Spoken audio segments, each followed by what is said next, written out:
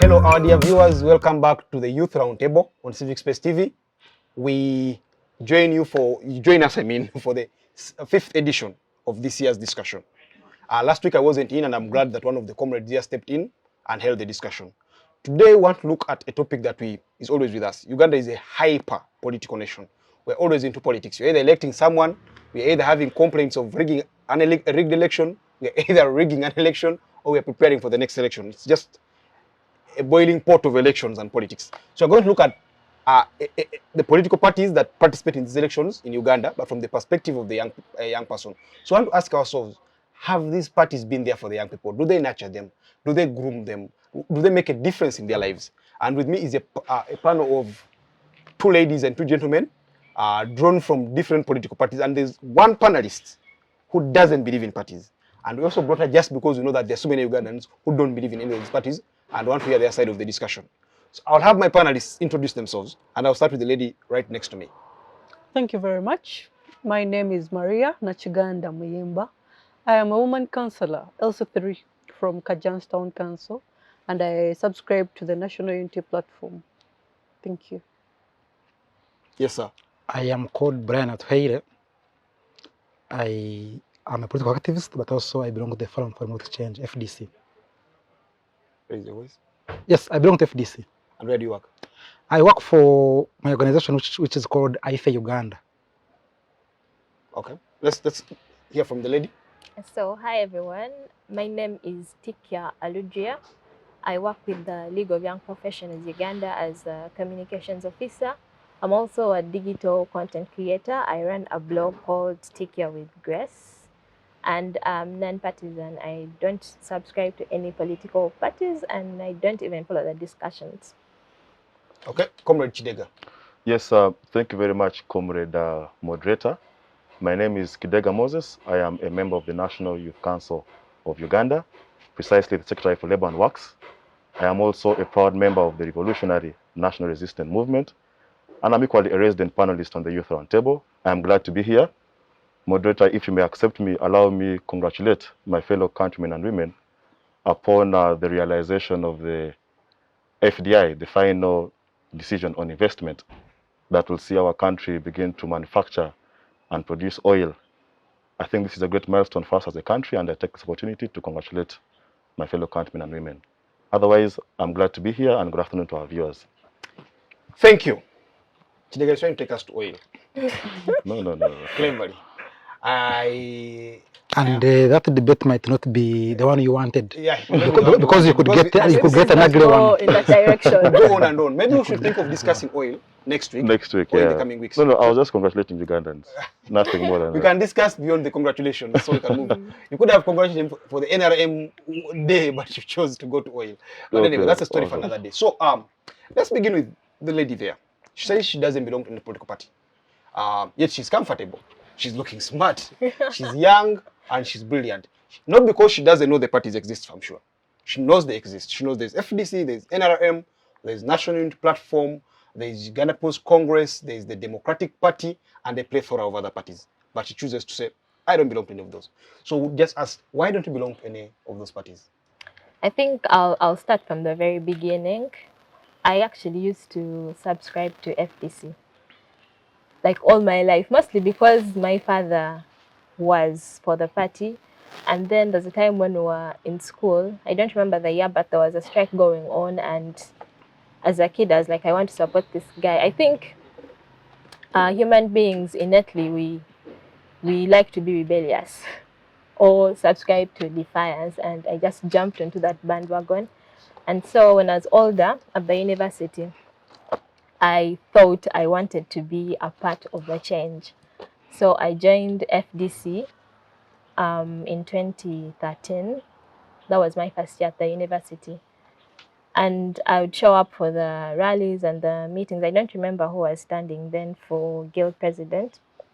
But I remember listening to one political analyst talk about democracy and how it doesn't exist here in Uganda, and how we are all being deceived in one way. And then I asked myself, what am I even doing here? I felt like my contribution in a political party didn't even matter, because So democracy is a lie. And me being here, I felt I was not doing anything. I wasn't going to cause any change. So I got out of the political space. And I think from then on, I haven't followed politics in any way. Like, that point in time, I didn't even believe in voting. My perspective has changed. But then when I left, even for votes, I didn't think that's a direction I would take. Like, me and politics, bye. so you say someone told you political parties, democracy is a lie. Yes, it was I listened to the conversation. I tried looking for it when I was researching for this, but I couldn't find it. I don't remember. Do you very remember the well, name of the but activist? I mean, don't. Okay. That's that. I wanted to quote them, but I don't remember who that was. So if I told you today that God doesn't exist, religion is a lie, I am atheist, I believe that we are fooled. This is a thing of the white man. He fooled us. He came here, he stole our land, he stole our resources, and said, oh, there is God. And now he continues to mistreat our brothers who are in Europe, where his religion came from. Would that be convincing enough for you to say, to hell with religion, I'm atheist? No. So what's the difference? I think I have seen value addition when I believe in this God. But when I was in the political, what should I call it, arena, there was no value addition in that moment. Maybe because I wasn't intentional. There was no value addition there. But this side, I see my life moving. Which form of value addition did you want? Because we must know the value addition. Value addition is maybe like growing my leadership skills, communication skills, self-awareness, all of those things I wasn't getting from there. But these are things I've gotten in religion, for lack of a better word. Okay, let me turn to Comrade Kidega. Comrade Kidega, you believe in the NRM. So the NRM is a political party. Brian says it's not a political party, but we can have that discussion later. So if it's a political party as you believe in, and she has given you the case she has made, she says that political parties are supposed to champion and promote democracy.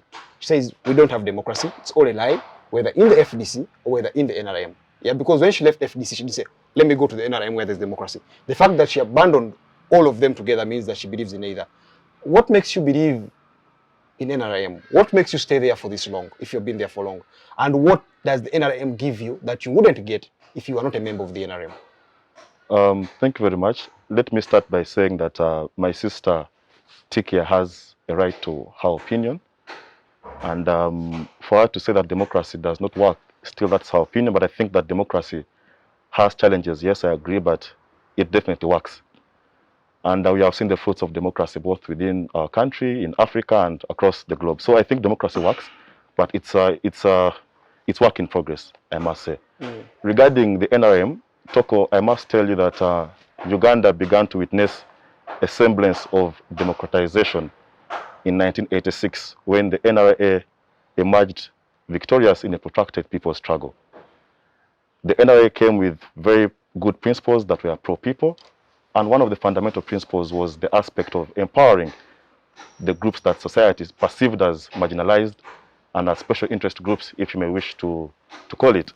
Groups of women, groups like youth, groups like the disabled, among other vulnerable groups of society. And we saw that in the Constituent Assembly, the NRM back then between 1986 to 1995 ensured that the resistant councils had representation of women and of youth. And to this particular aspect, I will quote the example of the Honorable Norbert Mao, who will tell you that he was a youth representative in the Resistance Council in the village of Mitchell Hall.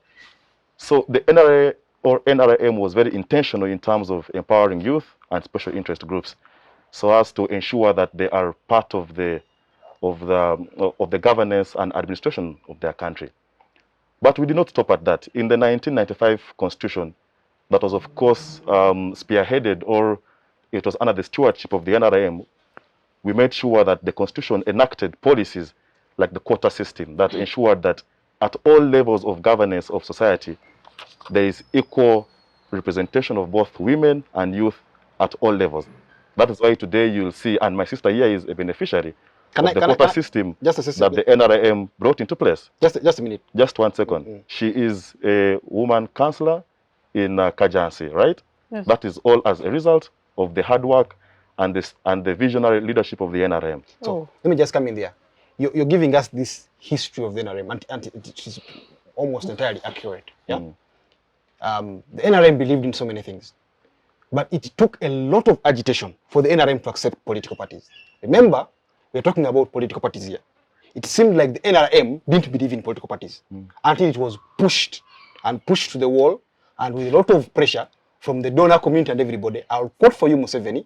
The time when Museveni allowed political parties to come back, he said, "We have brought them back so that our enemies, enemies to him, meaning those who are opposing him, cannot oppose us from inside. They can oppose us from the other side, and we can fight them from there." It seems like your party doesn't believe in parties. It seems like your party took so long. In fact, it took so long to bring back multi-party dispensation. So if you belong to the party and you're praising it for bringing back these parties, do you also acknowledge the fact that it doesn't believe in them from the word go? Thank you, Comrade Godwin. Godwin, every 3rd of June in this country, we celebrate or commemorate the martyrs of this country. These martyrs were killed by King Mwanga. King Mwanga did not believe in Christianity. But today Christianity is, I think, consumes the biggest part of our population as a country. So the mere fact that maybe the NRM did not see multi-party dispensation as the right way to go back then, it doesn't mean that now we don't believe in it and we embrace it. You know, so I think that is the story of the past. The NRM of today believes in multi-party dispensation, and we believe that for a country to progress in the right direction, there is need for us to build institutions that work. And part of these institutions are the political parties. Because if political parties are strong, even the national democracy of any country is strong. So that's why you belong to the NRM. So I belong to the NRM for so many reasons. We know that, Godwin, that the Political Parties and Organizations Act, from which the NRM derives its mandate to establish a secretariat, is Section 10 of our Constitution establishes these so many leagues, the Women League, the Youth Leagues, and so many other, affirmative action aspirations. So I think that the NRM is a progressive party in terms of upholding the aspirations of young people, and there is space for young people in the NRM, and we continue to welcome as many young people as we can. Okay, let's move to the lady next to me. How long have you been in the National Unity Platform? This year, 1 year. 1 year. Before that, did you belong to any other political organization? I used to shelter myself under UID. I think that's under the Democratic Party. Uganda Young Democrats. Yeah. So what made you say, I break ranks with the Democratic Party, I go to NUP now? And what's the difference? What have you felt like, I wouldn't have achieved this, I wouldn't have learned this if I stayed in the Democratic Party, and now I have it only because I'm in NUP? Well, to be honest, the National Unity Platform has opened up the floor to the young people.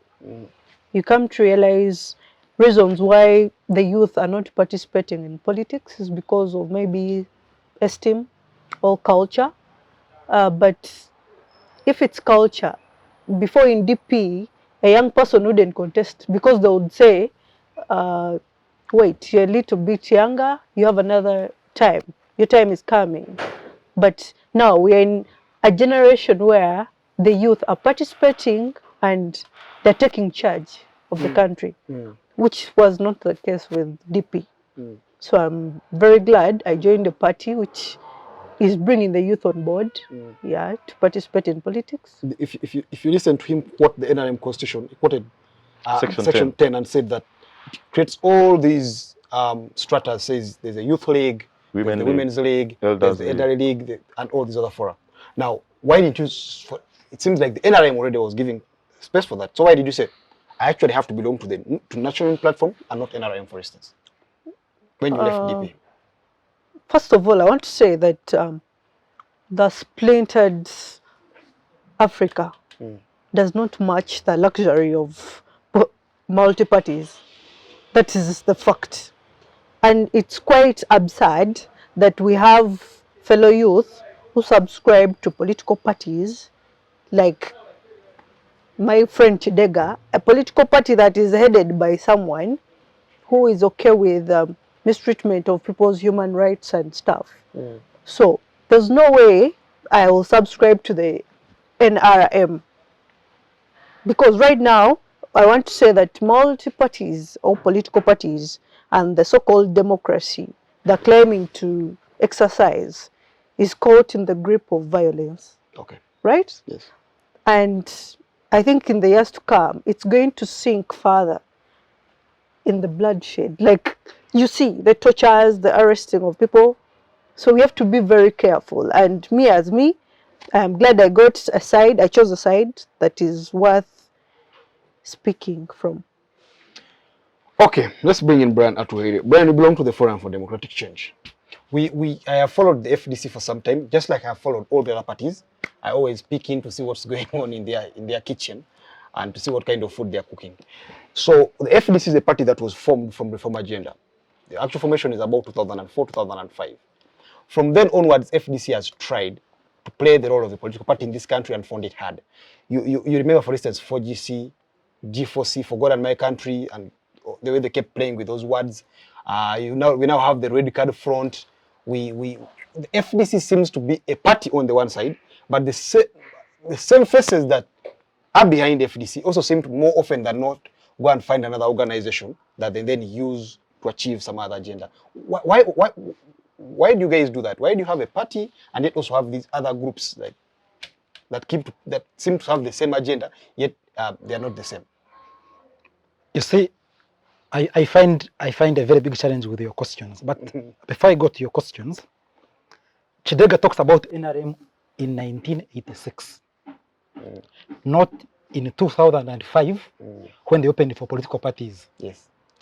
That means that the Kidegas had gotten an opportunity to run a one-party state indirectly under our nose. And it tells it was a party. So whatever people did with them, because then every person was a movement, whether you are opposition, whether you are Kendall Chams, you run as an individual, one as an individual, therefore there are no parties. So whatever people achieved as a whole country, NRM stored it. These things are why NRM is not a political party. Secondly, parties are not installed by guns. 1986 overthrew a constitution, and legal notice number 1 was instituted as a constitution, a decree. So parties are not ruled by decrees; they are ruled by constitutions. Even if it was a one-party state, it was legitimate, it was illegal, and you should never even talk about it again. Okay. But your questions are that FDC is very awake. It's very sure that as a political party, there are things you cannot do under the junta. It's clear about it. Okay. So what you do, you have to have a backup plan.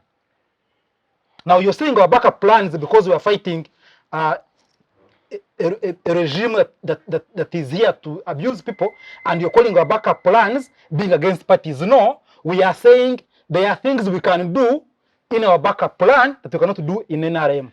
I mean, in FDC. In FDC. And continuously you continue to abuse those platforms because those platforms do not necessarily have members of FDC. But you have always wanted to call them FDC. You want to call FOC, whose leader was Mpuga, which took Mao to prison and had Christmas, Easter in Nakasongora, took Otunu to prison, took Bezi to prison. You want to call it FDC. Why not call it UPC? Because UPC leaders were involved, DPs were involved. Okay. Now, something with 4GC. Now, PFT starts, yes, message is there, but is a person like Chidandara, FDC has ever been a member? No. Is Kajjansi Chams our member? No.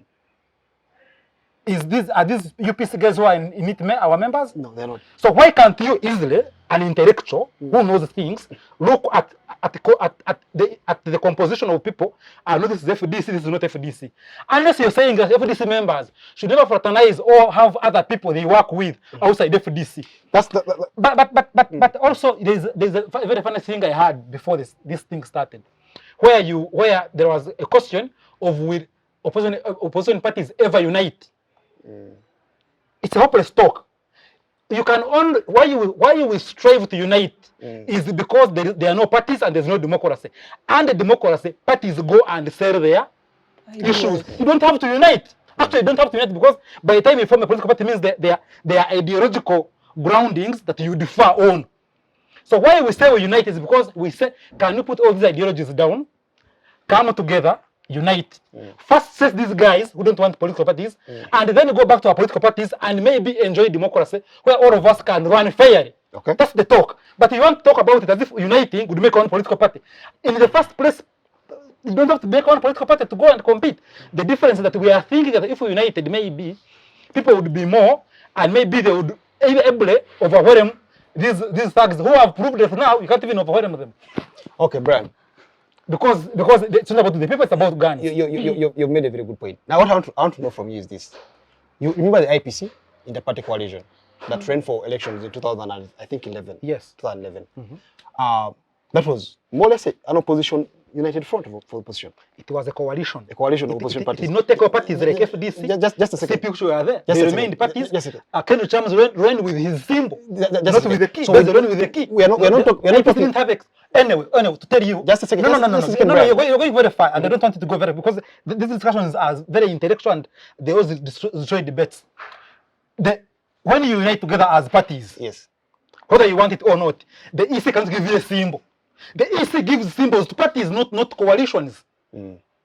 So, but you want even when you're in a coalition, people, if FDC came together with the NUP, with the DP people would be having a whole. FDC would be having a key, and they would be having an umbrella. So even if you came together in a coalition, it would not destroy the parties. No, we're not saying you destroy the parties. We're just looking at opposition has attempted to front joint candidates in some places. Yeah, even for parliamentary seats, it may not be necessarily FDC. There are places where DP and these parties say, okay, let's withdraw our candidates and put our weight behind, say, the NUP candidate. Yeah. So for me, who has observed as a neutral observer, I see that most of these efforts have not yielded fruit. You get? Just a second. But can I first make the point and then you respond at once? So in 2011. The percentage of votes basically got actually declined from 2005. Yeah, they declined. 2006 he comes and he gets even more votes than he got in 2011. So the circumstances notwithstanding, is that a lesson that each party has to go on its own way and therefore parties can never unite and then front a joint candidate in Uganda's current political dispensation? One, you're using a measure I don't believe in. You're using votes people get as if we have an election in Uganda. That people, this one got 3 million, this one got 4. Whether Bobby Wine gets 3 million and Mao gets 50,000, they are all home.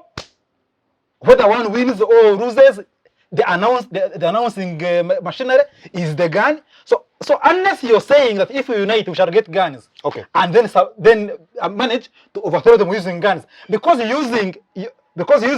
thinking you'll go and pick a vote and you'll be men and win is hopelessness of the highest order. Okay. And I don't expect an intellectual, call me here, start using those parameters to measure Bobby Wine, BSJ, Muntu, Mao. I don't buy into that. Okay, let's turn to the lady here now. You belong to the National Unity Platform.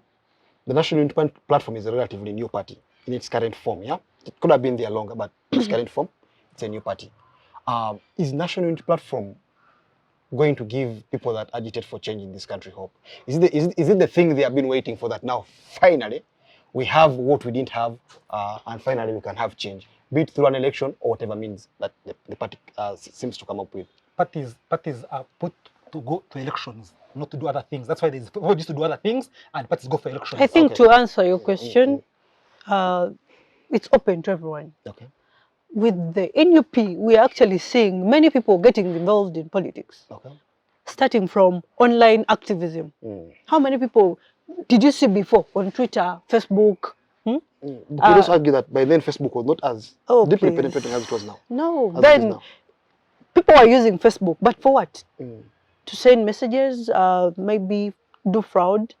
But now we have the youth utilizing various platforms to engage in politics. And for us to create change or to show our activeness, we have to use various tools. Okay. So with the penetration of NUP in the scene of political parties, it saw some young people.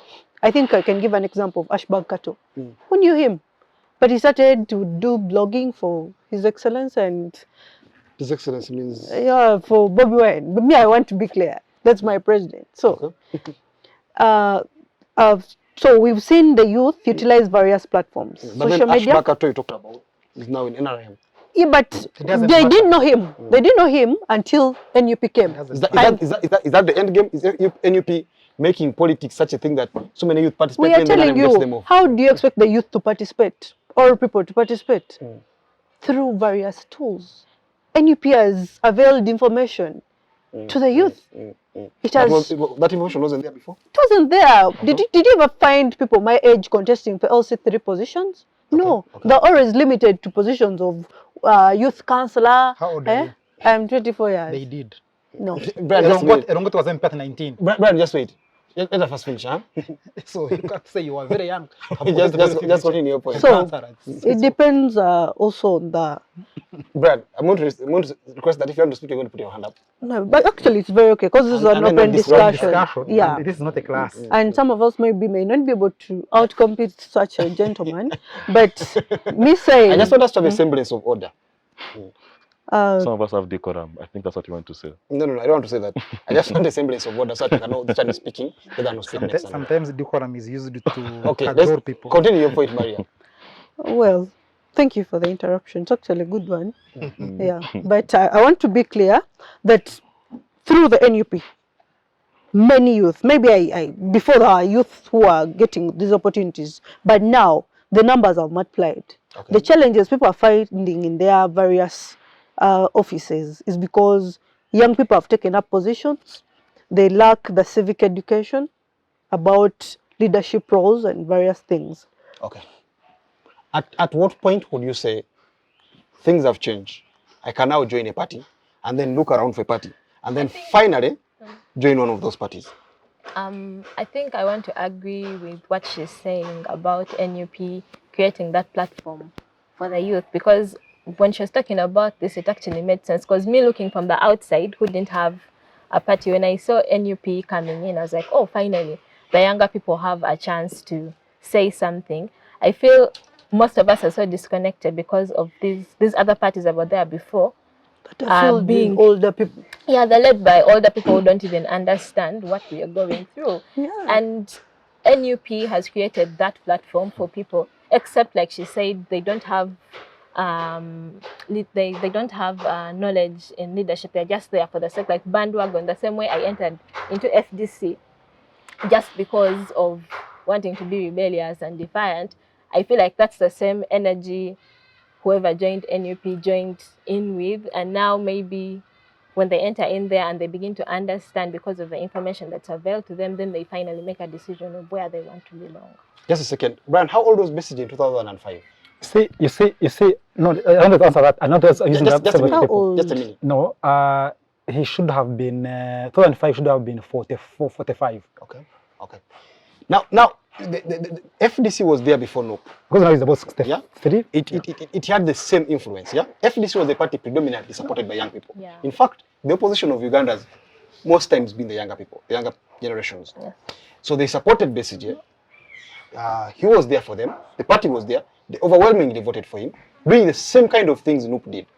And they never got power. They left very frustrated.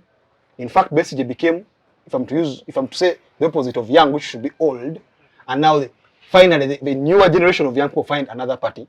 Does NUP not risk the same problem? That with you guys, the younger guys now, we shall get old at some point, we shall all get to our 40s, and then the younger people and then our kids will be like, this party is for our parents, let's form another party. By that time, they'll be talking of NUP. Don't we risk that a similar problem? I think we do. We actually do. Like I said in the beginning, I don't believe in democracy. I feel like all those leadership roles are like brokered somewhere, and then one morning someone is in office. No matter how much we go and vote and do all of, I feel like we're going to end up in the same place until there is change. Change meaning? Change. You see, Brian, you see my problem with age. People forget that Museveni became president at about 42 years. Yes.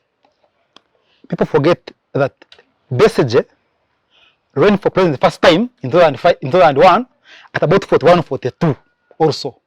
People forget that Robert Mao became president of the DP in the 40s. And that being 40 and starting a political party or doing something like that is not new. That your first prime minister yes, Opo Milton Obote was 38 when he became prime minister. the whole cabinet of 1962 Yes. was about 20. So whenever I hear, but you see the problem we have is that these ones and other people have been cajoled to compare age with Museveni. Okay. That's the biggest problem. For them, age is the Museveni, who is 79 or 80. Let me bring and if you have his age, then you're young, or a young person has come. Let me bring in. You're not young. Let me bring in Comrade Kidega. Wow, Brian is making this discussion hyper. But how can you discuss these things like this? So let's bring in Comrade Kidega. Comrade Kidega, the NRM has been accused of several things.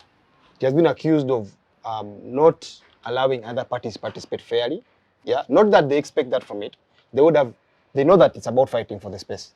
But the NRM has been accused of going overboard, of making things very extremely hard. Using underhand methods. Yeah, using very underhanded methods. In fact, before I came here, I asked someone about this discussion, a friend of mine, and they said that the NRM, as you see it, is a shell. Yeah, it's a house that does not have content, that does not have furniture, that no one lives in. Yeah, it's just there. It says that the real NRA that controls this country is the military council. It's based in Bombo, it's based in Buya. That the NRM, in fact, the NRA that controls this country is the army, not the M. So is it also the case that the NRM as a party is nothing, just a name that we use, we give all these fancy titles, and yet reality is that power is with somebody else, and that person being the guy that wields the arms? Yeah, thank you, Godwin. You see, for us to analyze the NRM, we must do so on principle, not on hearsay and not on what person A or person B thinks. The best way to evaluate if the NRM is actually a political party is its membership. Okay, that is one factor. Two is the mere fact that last year the people of Uganda renewed our mandate. So for you to think that we are a shell, like you put it, is a fallacy, and it's a hoax, if I'm to use that word. The NRM is a party of the people. It's a grassroots party. It has membership of Ugandans from all social classes. So I have strong belief to say that it is a party that is progressive, and it's a party that accommodates all Ugandans. Okay. But regarding your particular question, but before I go to that, let me respond to what my comrades were saying. And hearing the way Brian was arguing, I'm not surprised that people like Tikia have ever since abandoned their political They didn't parties. come to you either. Because, no, but at least they haven't put us on the test. They were with you. You don't fit the test. They were If with you you. test, they would have tested you, but They were- you are sour maybe. Anyway. Brian, let Comrade Kidega make his point. You can't know how sweet a mango tastes before you taste it, before you bite it. So at least I've tested the FDC and I've ever since abandoned it. So that's a clear sign that many young people don't believe in the principles and values of the FDC. But you see, the question of unity of the opposition party is a very big conversation that if I'm to attempt to explain it, I'll borrow the words of Hedley Bull. Hedley Bull was a scholar of political science at, I think, Harvard University, if I'm not forgetting so quickly. Hedley Bull tells you that for political parties or for people to unite or even for states to come together, there must be core and fundamental interests to be achieved. Yes. One of which that he said was the balance of power argument. Yeah, that in the early 1930s, we saw America emerging as a very powerful world state. Yeah, and this forced other states to organize to balance power or to go against, America. We saw also bipolar systems where the USA and the USSR, divided the globe into two and still, try to balance that power. But the last argument that Hedley Bull attempts to explain is the aspect of ideology. That at times people come together because of similarity in ideology. If you look at these political parties in the opposition, their political ideology and their social governance principles are very different.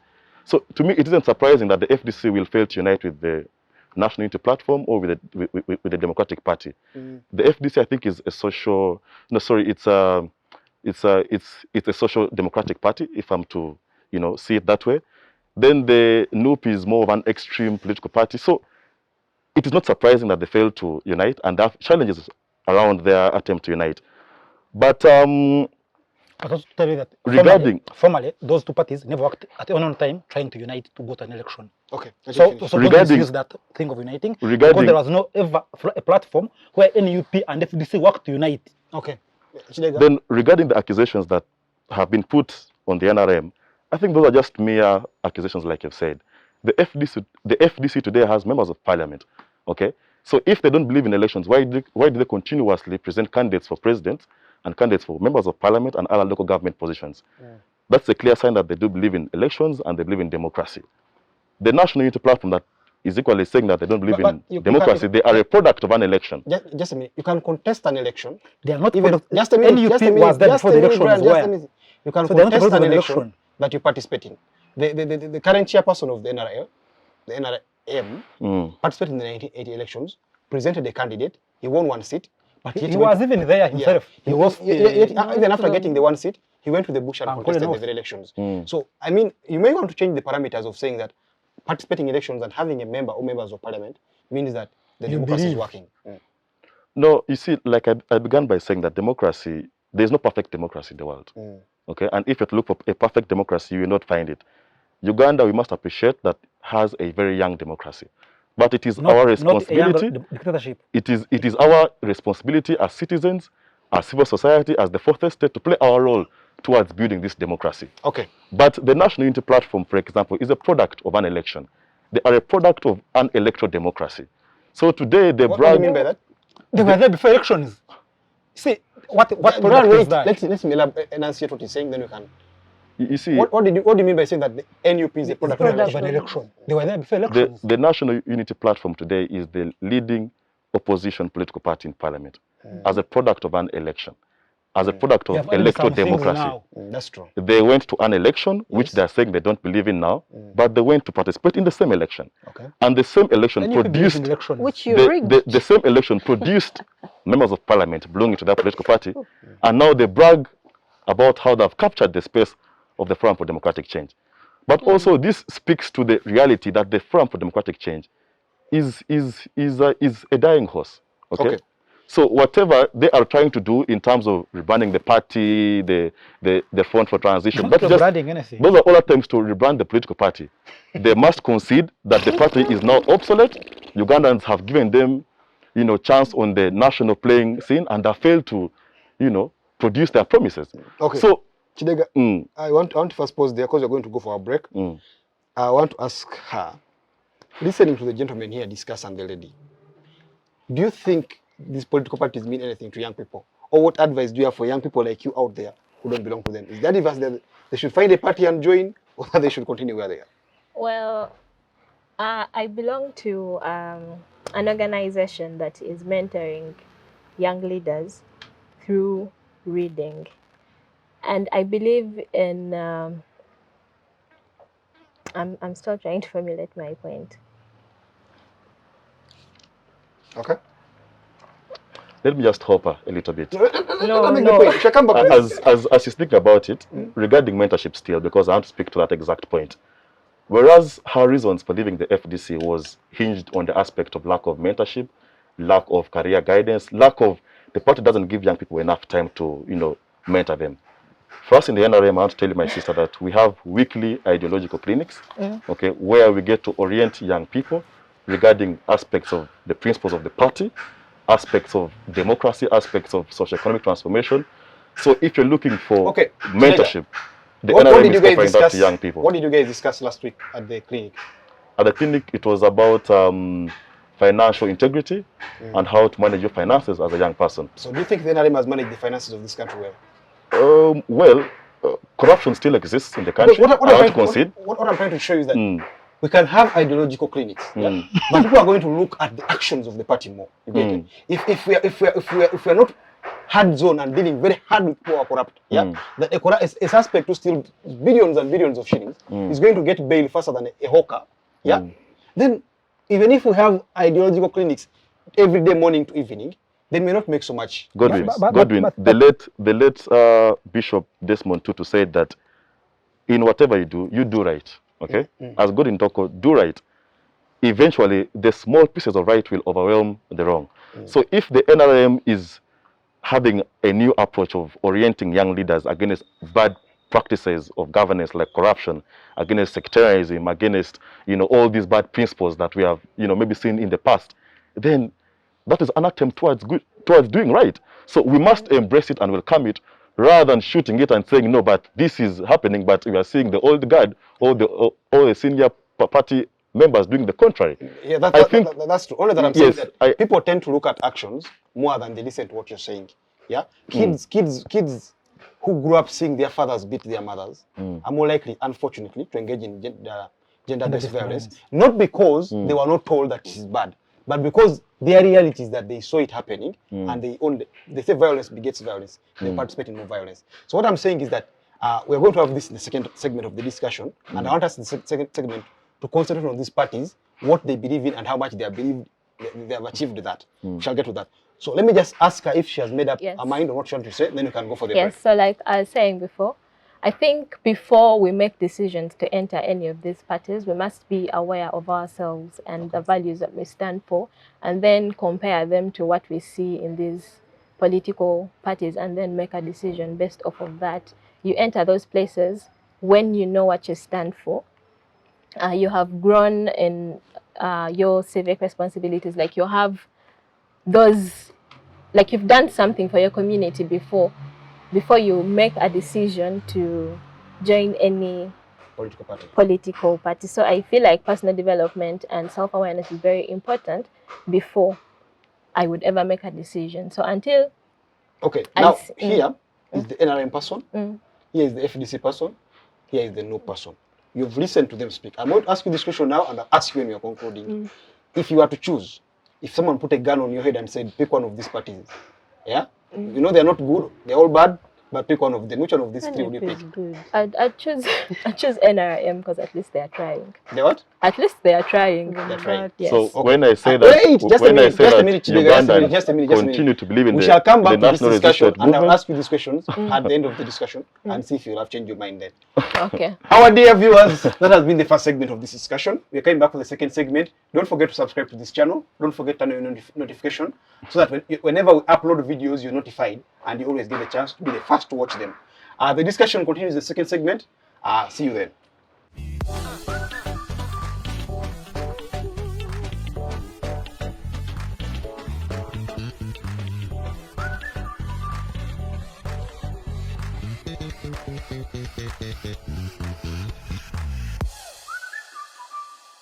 Welcome back, our dear esteemed viewers. The second part of today's discussion. Sorry, I'm getting it wrong with English, but I'll ring on it, and we shall have our discussion. So we are going to continue our discussion on young people and political parties. In the first segment, we mainly looked at how young people associate with the parties, their histories, and things like that. So in this particular segment, we're going to look at the parties and their ideologies and what young people expect their ideal party to be like. So I'm going to start with the young lady that is partyless. If you met Bobby Wine, Museveni, Mugisha Muntu, Norbert Mao, who is the president of UPC? Is it Olaro Tunu? Is it Jimmy Akena? Whoever the leader whoever the leader is. If you met all these people in a room and they gave you a minute, like I'm going to give you, to tell them how best these political parties should work for the young people, what are those things you said? All your parties should have A, B, C, D. What are those things that you tell them that their parties should have, so that young people like you will be attracted to these parties, join them and participate more actively? Okay. So first of all, I think it's very important to understand where we're coming from as a country to be able to move forward. I feel like most young people don't even know the history of the country, and so we can't even understand the politics of what is going on right now. So I feel like it's very important for that to be like a grassroots, like in the schools, something we should be learning about our country, where we're coming from, how we have gotten to the place that we are at right now. And then on top of that, another thing that they should also instill patriotism. I remember we used to have that in school, but then at some point it was scrapped out. I don't understand why. Maybe they wanted to keep us ignorant about what was going on. I think it was political education that we used to have in school. All those things were scrapped away. So I feel like it's very important for us to understand where we're coming from and where we are, to be able to know where we are right now. What does the National Unity Platform believe in? If someone told you that I give you a minute. Tell me everything about the national unity platform. What are those key things you tell them and feel satisfied that you've really talked well about the party? Well, it has like 5 core values: inclusiveness, Inclusiveness integrity. in the sense of People should actively engage in it. okay. So inclusiveness, Yeah, integrity. integrity.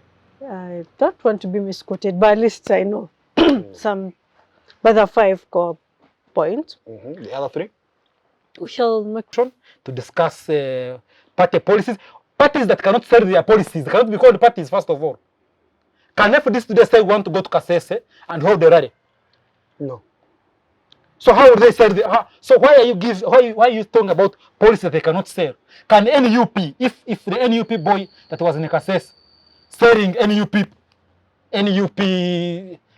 ideology, mania, you see, we want to do this one, we take power, you saw how it looks like. So in such an environment, do not mislead our young girls to start discussing things that don't exist. Help them to understand that these things don't exist. And of course, people like me are always happy because we discuss harder things. Maybe that people understand the Kidega, but they don't want to say they understand them. So they will confuse themselves and say, but people who understand very properly about how parties run cannot claim how parties and therefore discuss ideologies, nonsensical, simanyi votes. Let me listen to Kidega. I don't know, Kidega, what does the NRM stand for? Thank you very much, moderator. I am glad that you've asked this question because for a country to run or for any society to run, there must be certain guiding principles and fundamental principles that anchor the governance of any society. Let me take you back to Korea. When Korea divided itself into North Korea and South Korea, the North Korea leadership chose to be a communist wing. Okay, they chose they chose the communist orientation of governance, and indeed the outcomes were seen. They were underdeveloped. They thrived more on threats in terms of negotiating for world trade, and maybe they didn't partake of the global market, if I'm to say. The South side chose to be capitalistic. Okay, and today the effects are seen. They participate very effectively in the global trade. And they have grown in terms of infrastructure, in terms of their balance of trade, amongst other things. So it is very important that ideology forms the core principle of any political party. So today when I sit here and I hear my colleagues struggling to explain the ideologies of their political parties, to me it isn't surprising that Ugandans don't entrust them with the mandate because they have no plan for this country.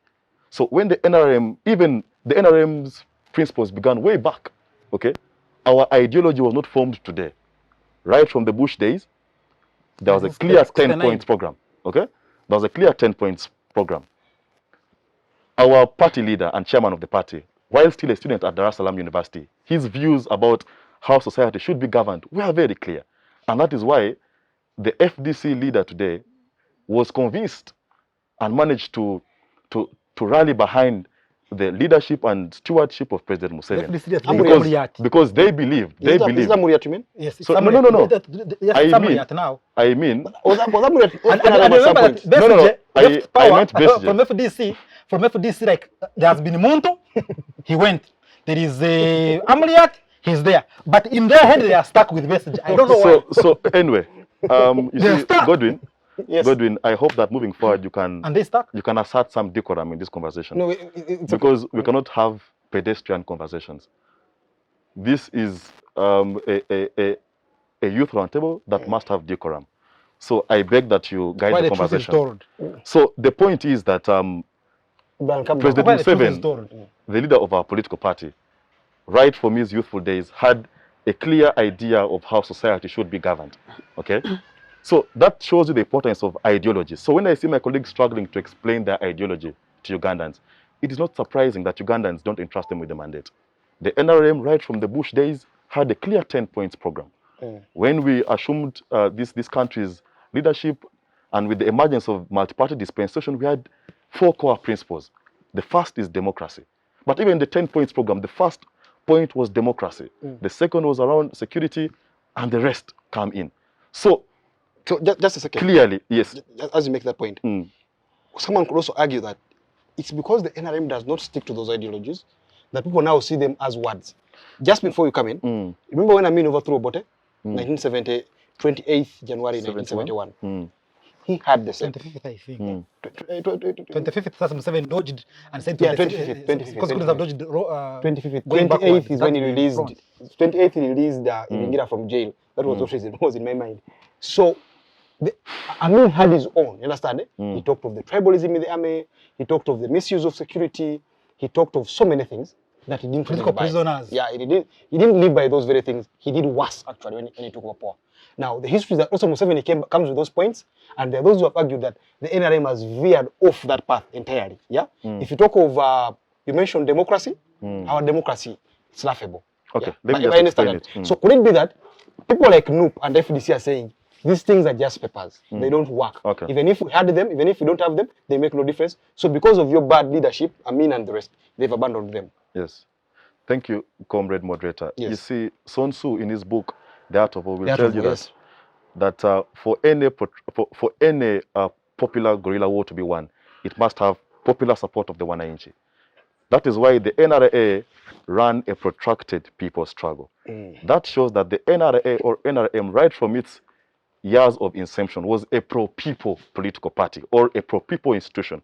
That is why we managed to rally support of the ordinary Ugandans who joined us in the Liberation War until we managed to assume this country's leadership. Okay. So our principles have always been centered around the ordinary Ugandan and the Wananchi. That is why our 4 core principles today, democracy, it's about it's about people being at the center of choosing how they should be governed. That is why even when he rubbishes the 1995 Constitution, that Constitution on paper, it is one of the best, at least in the sub-Saharan Africa, on paper. Okay?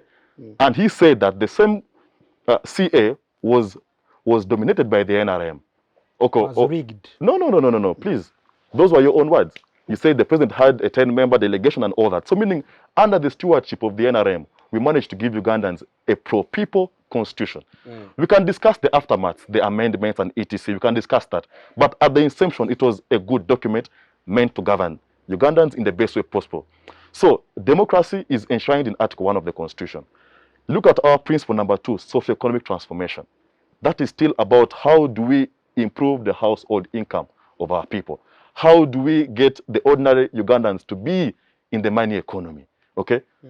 That is still an argument of pro-people and our principles being about the people. The third is Pan-Africanism. We have seen the UPDF army participating in liberation movements or liberation struggles across Africa.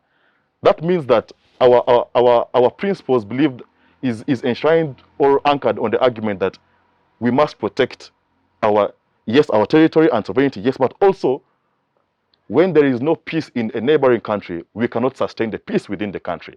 That's why when the UPDF goes to Somalia, goes to DRC... When you bring in the UPDF, we could also argue that in Somalia, the UPDF is fighting America's war. You get America funds it, America took it there to fight. You say, okay, maybe you mean the United Nations. America. It's America's war. America always... We can say that America is the biggest funder of the United Nations, yes, but that is a United Nations peacekeeping mission. Okay, just a Let's second. not miss the fact here. Just a second.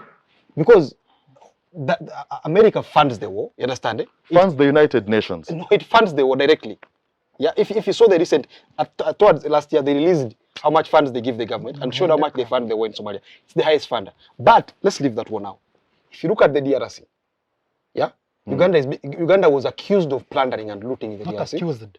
When you accused it and there is a case and the case is... I'm going to come to that. I'm going to come to that. That was under who? Museveni. The UPDF. The UPDF. In 1999. Very How about Idi Amin? Wait, No. that is... So you see, let's not... Can I first make my point? Fair. Can I just Okay? let me just make a point? The first time the UPDF had issues in DRC Congo, it was under Idi Amin. UPDF was not the under me. So sorry, I mean, So the just a first second. time the Ugandan army It had was actually issues. Obote's regime, and Obote said he sent Amin to fight the Simba rebels Yes. fighting against Rumba. That is Yes. true. That's not where my interest is. My interest is in 1997, yeah, under the current NRM, under the current UPDF, went to the DRC to overthrow Mobutu, and then after installing Kabila, they go back overthrow Kabila. There was even a fight with the Rwandan army. But eventually, yes, Sangani 1 and 2. People died. 1 and 2. But eventually, the Uganda is accused of plundering and looting the DRC, Timber. taken to International Court of Justice, taken to the International Court of, let me just make a point, taken to the International Court of Justice, and the Pan-Africanist nation called Uganda was said to have looted, and the court agreed that Uganda looted and ordered that we pay a huge fine. That doesn't 10 billion US dollars. That doesn't look to me like a Pan-Africanist army. Okay, you see, Godwin. Brian, you're going to just let him respond. Yes. Godwin, you see, for us to appreciate what's happening in DRC, Yes. we must appreciate the political interest in DRC. Yes. DRC is a highly blessed nation, if I'm to say, or country with so many resources, timber, gold, amongst other things. So for you to appreciate all that Uganda as a government is going through in the international space, we must appreciate there's so many players interested in DRC as a state. That's okay? true. That's true. So when Uganda goes to DRC and they enjoy the popular support of the Congolese Wananchi, it works against the interest of other Western powers. So, Can I just... No. Let me just correct if the you. Western powers attempt to manipulate the International Court of Justice, so as Uganda is seen in bad light, and I'm not saying that the UPDF did not do all these things. No, I just want to correct you. Just a minute. Second. Let me just correct you. Give 1 second, please. Okay. So when, and I'm not saying that the UPDF did not do these things or they did these things. All I'm trying to tell us is that let's appreciate the politics within DRC. Yes, that's what I'm saying. That's what I'm saying. That if Uganda enjoys popular support because of their contribution towards restoring peace in DRC Congo, it works against or works at the expense of other international players who have common interests in DRC. So when the International Court of Justice is manipulated to levy a fine on the Ugandan government, you must put a question mark as to why Uganda and not Rwanda that was there, and not there were so many countries. That's the whole in DRC. Okay? That's what I'm why saying. Uganda? There was Angola, there was Rwanda, there was Zambia, there was Ethiopia as a proxy, there was Tanzania as a proxy, there was Eritrea. There were so many countries. So the question now remains. Just a minute. If they say Uganda did it, you understand? By the way, to take you to the International Court of Justice, they even first get your permission. And America didn't take Uganda. The DRC government did. Yeah, the accuser was, it's DRC versus Uganda government. No one else was involved. Also, the ICJ has given this. The politics is deeper than that. Just a minute. The politics is deeper than that. Of course, we have to say things we can prove. But also, if for your information, there's a case of Nicaragua versus America. The same America was taken to that court, and it lost the case. Yeah, the ICJ has had very many decisions against America. So you can say that it is being manipulated and all this. But back to the argument we're having here, which means that Pan-Africanism, if you're having Pan-Africanism, and you're also looting people, if you're having the respect for human rights, and you're not giving it to them, if you're having democracy as an argument, and you have a rigged democracy like the kind you have, maybe that then drives people against these things, and they say, no, it's all talk, and it's not. You're preaching water and drinking wine, and at the end of the day become indifferent and lose their sense of respect for those things. So for me, that's how I view it from my own perspective. I believe that's perhaps what the NRM has given Ugandans, that they now disassociate themselves from those things. Fair enough. Anyway, Godwin, just one comment. You see, if you read books by international scholars, they will tell you that the world stage or international politics, it's a self-determination. A very serious thing. Okay? Yes. Every state is there for their own. Yes. So when other states manipulate the system because they have more resources and more power against a Ugandan that is only trying to do good in a neighboring country, we might need to answer certain questions in between there. Okay. But back to your question precisely, yes, the NRM is not made up of angels. Okay. So when we make certain mistakes regarding around democracy, around socio-economic transformation, we are not made up of angels. We make mistakes just like anyone else. So, but the point is, when you make a mistake, do you acknowledge it? Or do you say, okay, here we have gone wrong and we need to do better? Okay? Thank you. I think that is, to me, the fundamental principle. So let me first bring in, just a minute. Just a minute, Brian. You're going to come in after the lady. He might forget. An army that plucks human flesh from citizens that they cannot eat. True. They pluck human flesh, remove eyes, kill citizens that they are not going to eat. Cannot be the same army to be defended that cannot steal gold and timber. Never. Because they are here, they get you, they can't eat you, they can't gain any money, but you come missing your body parts. That army is cannibal and can steal, can kill, can take timber, can take anything. So for you to try to tell us that Uganda was targeted, you see, there are people who are mentioned in that case. Names were put up. They are here in this town. Some of them are ministers. Atuheire was mentioned as the chief thief among people who are stealing timber in DRC. He is appointed in every cabinet. He at one time said that even if everything failed, it would be a means of crocodiles, not human beings. Such a government, such a political party that continues to claim to be a political party and appoints such people cannot be used as cannot be telling us it's running on any ideological standing. It's just running as a carnivore For personal gain. not even personal gain. Personal gain is beyond this. Okay. Because they kill, because by killing a person, you don't get any personal gain from it. Okay. So They're just destructive. just a minute.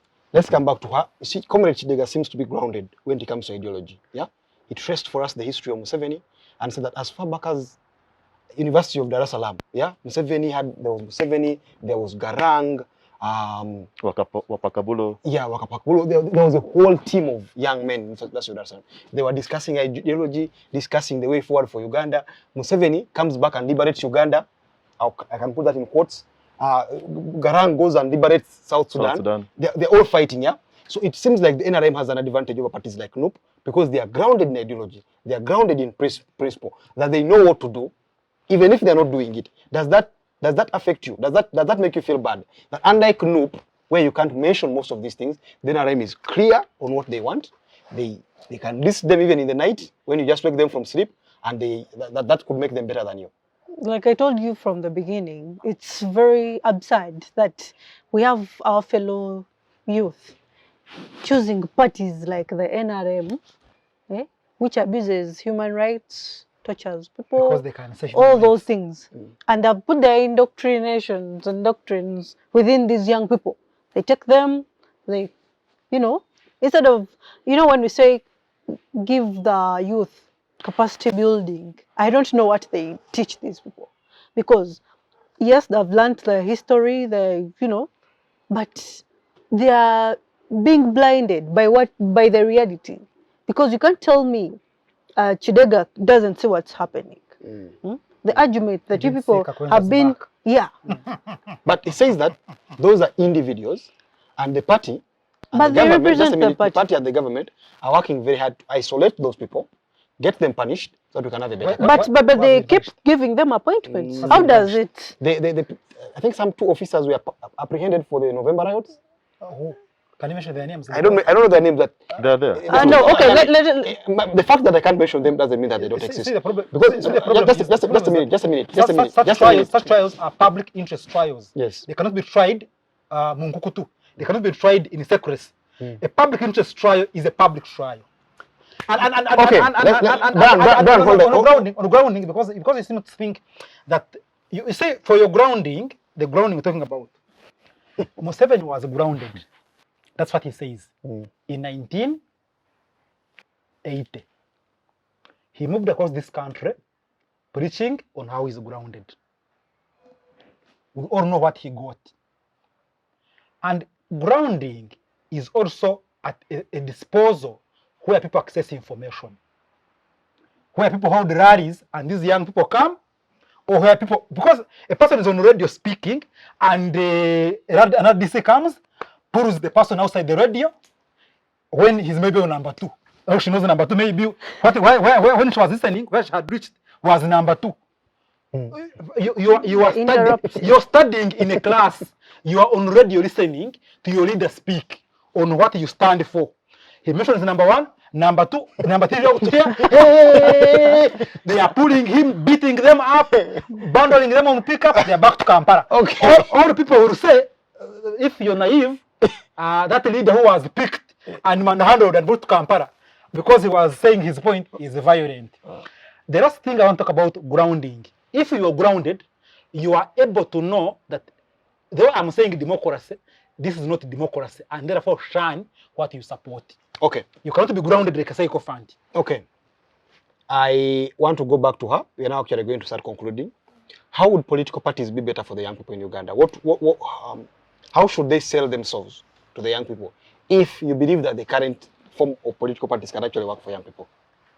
First of all, based off of the discussion we've had, I see like it's almost even impossible for us to listen to the ideologies of the other political parties. The only thing that we have in our ears is NRM, and they're doing contrary to what they are preaching. So I honestly don't know how. And you want to choose She has NRM. gone back But to the it's impossible to She choose goes back. because not NRM, ending. yes, you listen to their ideologies and you love them, but then they are not doing what they are preaching. It's That's true. contrary because I can see, even though I'm not a political person, like I don't engage in this conversation, but I can see what is happening, and we know who is in charge. It's them. That means it has to be their fault. And then we never get a chance to listen to other political parties' ideologies, so you can't even choose where to fall. I remember when all this violence was happening and they were blaming NUP and what, I was like, over why? I've actually never listened to Bobby Wine speak, so I can't even support because I don't even know what he stands for. Has he been given a chance to tell us what he stands for? No. So Kidega, how can political parties in Uganda You see, just a minute. Make the question. He's becoming as hype as Brad.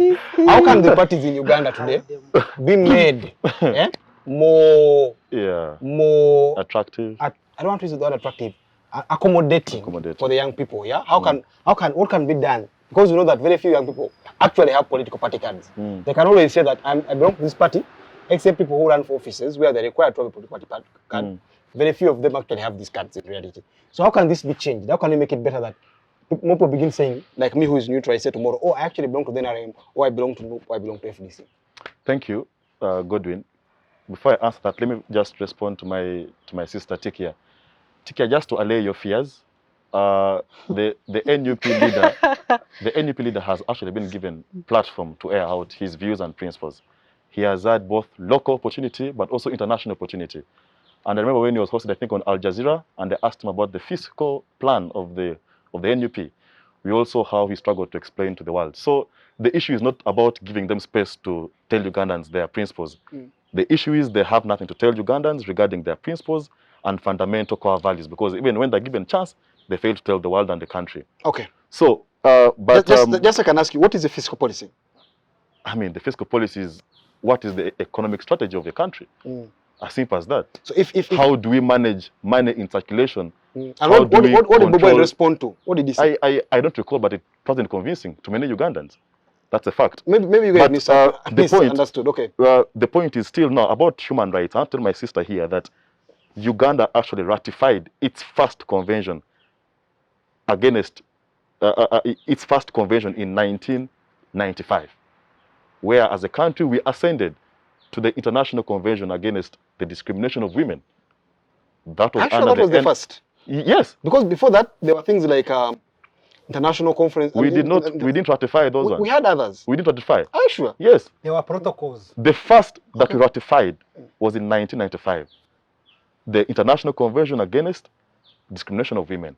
And I think in the same subsequent year we ratified the rights against, is it civil and political, something like that. So as a country we have had commitment towards respecting human rights. It is true that we have had instances of high-handedness. That I don't dispute.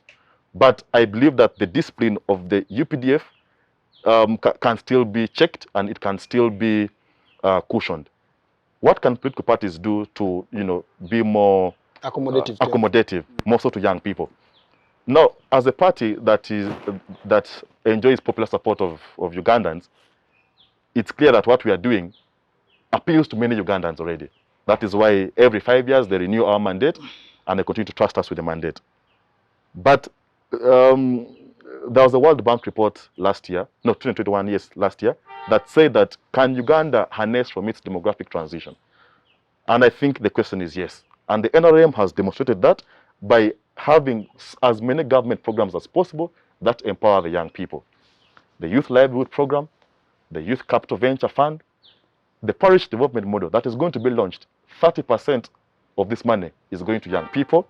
You talk of the Emyoga had youth groups. There are youth Emyoga groups. So was the Emyoga a success? Well, it had its challenges here and there. Okay, You guys have a lot of challenges. just here like and there with Ujama. everything. And Just like still, Ujama. Eh. Ujama was introduced by Mwalimu Julius He Nyerere. apologized for It failing. had challenges. Yes, he did. apologized. He did. So apologize for me Yeah, for failing. he did. But But the we have idea, seen- but the Brian, idea, it's okay, it's okay. It's okay. but the Let me make a idea, point. but the idea of Ujama was not a bad idea, although Ujama was competing against the growing trend of capitalism. So how Ujama long was a Jama socialism implemented? idea. How long was it implemented? Sorry, How long did you try to implement it? Was it 5 Ujama? years? Like 4 years only, and it failed. But NLM seems to apologize since 19. But always saying that challenge. Godwin, Ujama was a socialism idea, True. a communist idea. Yes. At the time that it was being implemented, the world was moving towards capitalism, and at a very fast pace. So the competition between capitalism and socialism, of course, capitalism takes the day.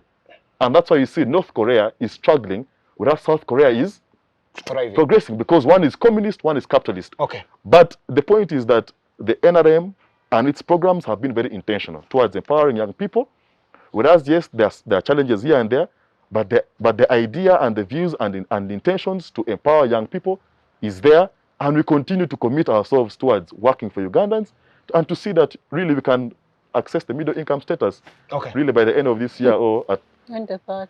Okay. Let's get to how can young parties be made more accommodative and appealing to young people so that they can join them and participate in this country's governance?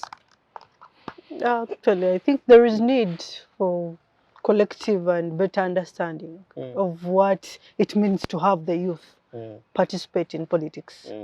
I think political parties need to avail young people necessary tools to participate in politics, like avail them the necessary information, educate them about and their NRM rights is doing to about ideology. their rights to maybe their right to access educate them about their human rights. You get? And I think they need to involve the youth in various things, straight from designing of the policies, the implementation, the reporting, all various things. Okay. And we need to also create a stronger case for gender parity. Like, we need to empower young girls to take up elective roles, to participate in politics. My dear sister here, you can't tell me she's not, connected, affiliated to any party. But if she was empowered, she would be somewhere. So parties need to also remove maybe those culture norms that could deter young people from engaging in politics. You cannot keep saying a young girl like me cannot come for position because I have more years to come. What if I die tomorrow? Okay. Let's get Brian's views. Brian, how best can parties engage young people under the current dispensation? And because our time is fast spent, I'm going to give you a minute. First of all, it's not that young people don't like the political parties, but the conditions in the country have made it hard for people to participate. So it's not only the young people that are not interested. It's not as if, see, the discussion is as if the older people are engaged in politics and the young people have refused to go. In actual sense, actually, the old people have even shunned politics than the young people. So this thing of always getting the young people and looking at them as if they are just challenged, it's not true. What I am saying is that the political space in Uganda is too toxic for people who are not who believe in the politics of order to participate properly. Okay. Because one tweet itself, who's also participating in politics, she was talking about Facebook. So youth were participating using Facebook. Is it still there? No. No, it's blocked. So tomorrow, Twitter will be off. Internet will be shut down. So the political arena, if we have a society that, if we have the good politics, the young people will be attracted. If I have the bad politics, the young people won't come, like all the other groups won't come. Okay. But there is something that also hurts me whenever I'm discussing and I hear people say NRM ratified, NRM did this, gender, what? The issues of gender were not here before 1960 or even 1970. The issues of gender are things that came with the liberalization of the economies with IMF, with World Bank almost. So every country was made to sign these things. If no, Rwanda does better than them. Even when it is a poor government. Let me just No. educate. Let me educate Brian. No. All I'm saying is, I want you to tell me a country. Let me educate Brian. On the region that does not have issues concerning with gender ratified. Let me educate. Then we shall stand come 7. Let me educate Brian. In 1948, when the Universal Declaration of Human Rights was passed, yes, by the United Nations General Assembly, 8 countries did not agree. Ukraine was one of them. Poland was one of them. About 8 countries did not agree to the International Declaration of Human Rights. So for him to assume that it is an obligation for every country to ratify, it is misguided. But somebody in 1942 wouldn't have signed what was not there. Okay, that's what I'm saying. Just a minute. Countries are at will. It wasn't there. There was nothing like gender parity, gender what. Countries are at will, either to ratify or not to. UN women, there is no legal obligation. So for you to assume that every country must or is obliged. All we are saying is that it's not true. You sign what exists. Obote wouldn't have signed what didn't exist. Okay, period. Now let's so don't accuse Obote for signing them because they're not there. When was the universal human rights? Let's start with she's going to make a conclusion. 1948. Yes. Brian, it wasn't there. Brian and Moses. They were there. All I'm saying is Brian, about women, not. Brian, let's conclude. Our time is fast spent. So we're going to have a concluding. Just conclude in 30 seconds and also tell us a book you're reading right now. Okay, so I'm going to conclude by saying that clearly things haven't changed and I don't see how they're going to change. So which party would you join if you were to go back? None. Okay. None, because there's no opportunity. And which book are you reading? Right now I'm reading what's it called? 5 Love Languages. 5 Love Languages? Yes. About love, right? 5 Love Languages, understanding. I'm very big on self-awareness. Okay. So. Kidega? My last words on the show is, of course, to thank our viewers for joining us once again and to congratulate my sister upon being a beneficiary of the good governance of the NRM. She is an elected leader on affirmative action. To my comrade Brian, who contested to become, I think, an MP, but his votes were cut short. That meant that you believed in the democratic process, and that's why you offered yourself to participate. I want to go back. No, but the point is you believed. Anyway, these are my last words. Also, Brian, he believed in the democratic processes in the country. That's why he attempted to participate in an election. Right now, I'm reading a book called Exploring Opportunities. Because Uganda is moving towards, I would say the economy is set for a big boom, if I'm to say. The person who said we have discovered oil. We have discovered oil, and the final investment decision has been passed. So I think the country should get prepared, should be geared to explore the opportunities that come with the oil industry. I was reading the report, and they said that they expect to create about 1,060,000 jobs, for local Ugandans. So I think there's big opportunity. So I am reading a book around exploring opportunities. Thank you. There's a book also called Before the First Drop, Oil Capitalists and the Wretcheds of Western Uganda. Yes. Western Uganda, that talks about the oil politics in Bunyoro and how it is affecting the ordinary man. You may want to look at it. Yes, sure. It's a very interesting book. Sure. Yes, Brad, what your conclusion? And what book are you reading? Go make the politics good. The women will participate. The youth will participate. The elderly will participate. People, generally humanity, does not want adversity. NRM has made this country an adverse place in where you cannot easily participate in politics. When you have the right politics, the right people will participate. I am reading the... But you participated last year. That's what I'm saying. So I'm not going back.